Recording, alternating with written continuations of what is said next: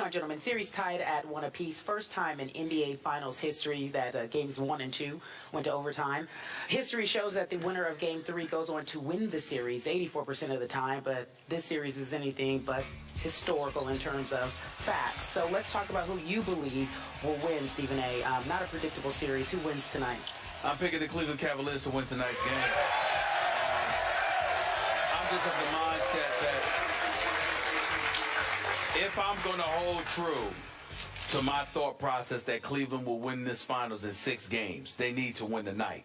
Obviously, if they lost tonight and they won Game 4, you still got a series. But I think considering the momentum that they captured by winning Game 2, by seeing LeBron James slam the ball on the floor and scream the way that he did, knowing how pivotal and how important it was to capture that particular game, I think all the momentum that you gained by winning Game 2, you immediately lose and return to Golden State if you lose Game 3. Because even if you turn around and win Game 4, the fact that Golden State walked into your house for Game 3, handled their business immediately after losing Game 2, still sends the right message to them that they got control of this series, that they can beat you, that the road to the championship still has to go through their house at the Oracle in Oakland. I think if you want to create doubt, and talking to Dwayne Wade just the other day when he was working for ABC doing pregame with us, he said that he had spoken to LeBron, and he basically said this is about creating doubt in Golden State's mind. You want to make sure you embed in their brain you have something to worry about. You do that by capturing Game 3 as well as Game 2, not by winning Game 2 and then turning right around in less than 48 hours and losing Game 3. I don't see that happening. I think it's pivotal that the Cleveland Cavaliers win tonight's game, and I think with LeBron literally imploring the fans of Cleveland to show up and to match the intensity, the loudness of the Oracle in Oakland, I think the fans in Cleveland are going to show up big time tonight. They know they haven't been to the final since 2007.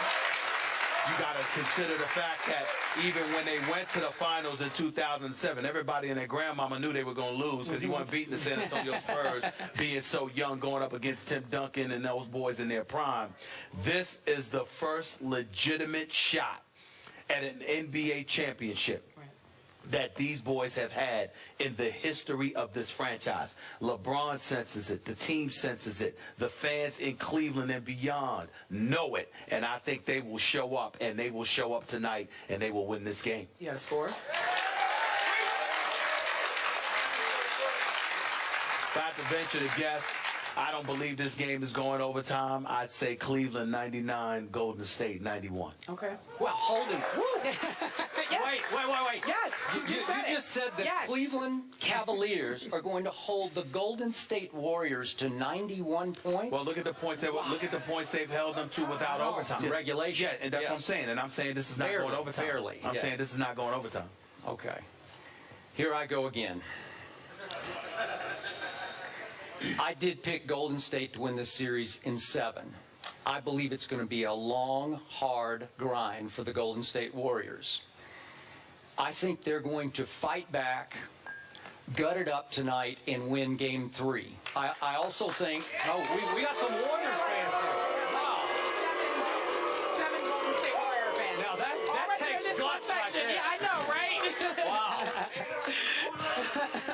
I do think Cleveland will win Game 4, but I think this is going to go back tied 2-all to a Game 5 on Sunday night back at Oracle, as they call it. Here's my point. The Golden State Warriors were the #1 defensive team in basketball this year. In the playoffs, your Cleveland Cavaliers have become the best defensive team. But you do have to honor this Golden State squad because as a collective coaching staff, I think they have a slight coaching edge over your coach or non-coach, David Blatt. Now, Tyronn Lue does a heck of a job. I was getting ready to bring him up. He's done an outstanding job and obviously by the way, worked under the tutelage of Doc Rivers for years. And LeBron James has become quite the unofficial assistant head coach here. But my point is, I think they're going to change their defensive strategy tonight, Golden State. LeBron James was allowed to control the basketball game on Sunday night. He walked the ball up the floor. He milked every clock down to just about 5 before they initiated the offense. He, in fact, walked into the offense repeatedly the other night. I don't think Golden State will allow that to happen. I think they're going to start trapping LeBron at half court right away tonight, at the peril of allowing all those three-point snipers that he has at his disposal to get their three-point shots. But it might speed up the offense if they trap LeBron and make him, as we know he'll make the correct basketball play, give it up to JR, give it up to Shumpert, give it up to Dellavedova, give it up to James Jones, whoever is open at that point on the man who comes to double LeBron. I think they're going to try to speed up the offense. Look, Dellavedova, you and I have gone back and forth. We'll talk about this later. Do I think he has Steph's number? I do not. But I think he does a nice job on him, and I think he'll continue to do a pretty good job on him tonight. I don't think he's going to shoot 5 for 23, Steph. I don't think he's going to go 2 for 15 from 3. He'll be a little better, but I think it's going to come down to late and close again. I'm not going to be surprised if this isn't another overtime game tonight, a third straight. I think Steph Curry, who is the MVP, and he's not a fraudulent MVP, he deserved it. I think he'll make the late play tonight. That's just my gut feeling. I got it 100-98 Golden State tonight. I will tell you this. I respect Matthew Dellavedova regardless of what people say. He covers Steph one-on-one. Steph's going to eat him up. I'm telling y'all that right now. Just Steph Curry we talking about here. You can love Matthew Dellavedova all you want to. Did you put him one-on-one with Steph Curry and watch what happened to you? It's a mistake that everybody has been sitting here talking so much junk about Steph Curry, crediting Matthew Dellavedova. You crediting LeBron James, that's one thing. Crediting Matthew Dellavedova. I'm Steph Curry, and this dude from Australia has been locking me up. Really? Okay. We'll see. So I want to point that out. The other thing I want to point out to you, Skip, in Cleveland's favor is this. When you talk about doubling LeBron James, please remember that he's 6'8". Mm-hmm. Please remember that in order to double him productively, you've got to send guys his size his way. Golden State doesn't have that many guys. No, I'm not talking about doubling. I'm talking about trapping him at half court. We're just making him give up the basketball quickly. But you can do it with anybody. You can make him give up the basketball, but he can also give it up and get it right back to set up their offense. All I'm saying to you is that the more you trap, the more that's going to leave guys open, but the more vulnerable it's going to leave Golden State, because the likelihood is that you're going to do it with size. And so when you trap him with size, then you're sacrificing some of it, because Golden State doesn't have much of it.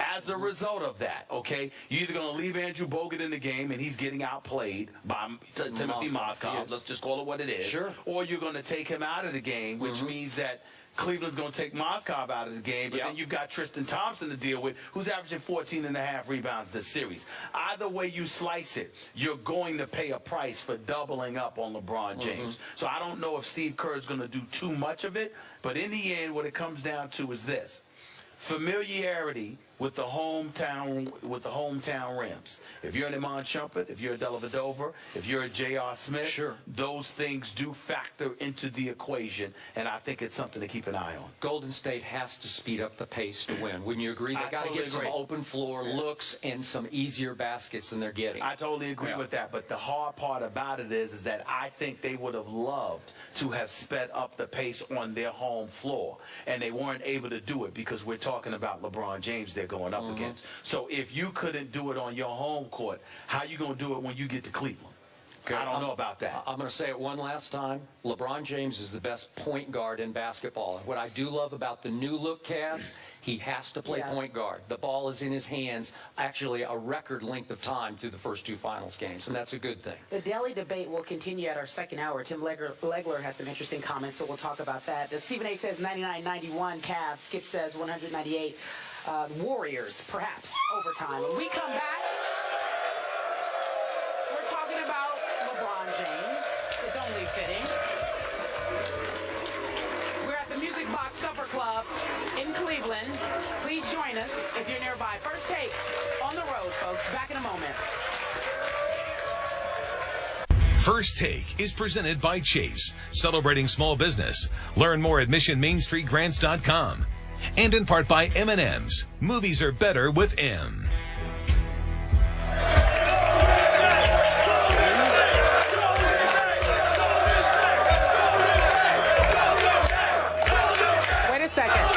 Wait a second. There is some confusion. There's Golden State. There's Golden State and Cavs fans. You guys are bold right here. I get you guys. You really do. Keep it friendly. Keep it friendly. We understand. These guys need to be careful. They just need to be careful. Cautious.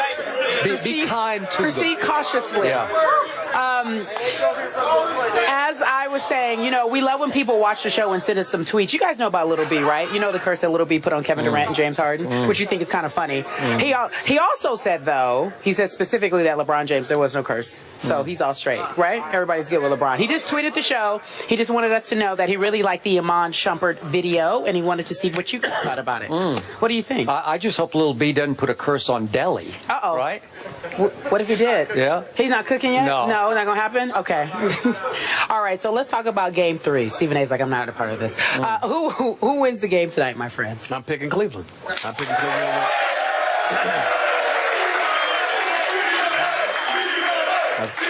Oh, stop it.